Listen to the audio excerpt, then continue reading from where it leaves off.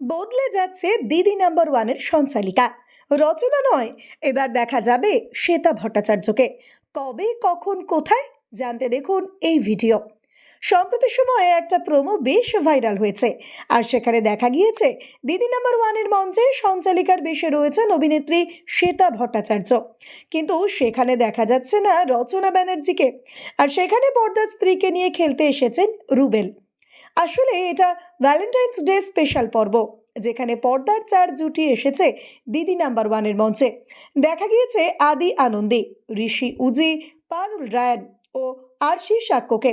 এখানে সাক্ষ্য অর্থাৎ রুবেলকে দেখা যাচ্ছে পর্দার স্ত্রী আরশি অর্থাৎ মোহনার সঙ্গে খেলতে। কারণ রুবেল শ্বেতা বাস্তবে স্বামী স্ত্রী হলেও অনস্ক্রিন জুটি হলো আরশি সাক্ষ্য, তাই তাদেরকে জুটি বেঁধে খেলতে দেখা যাবে শ্বেতার সঞ্চালনায়। তবে এখানে সঞ্চালিকার ভূমিকায় দেখা যায়নি রচনা ব্যানার্জিকে। ভালোবাসা দিবসের এই বিশেষ দিনের পর্বটি জি বাংলার পর্দায় দেখানো হবে ঠিক বিকেল 4:30-র সময়। তবে অনেকেই প্রশ্ন তুলেছেন, কেন বাদ দেওয়া হলো রচনা ব্যানার্জিকে?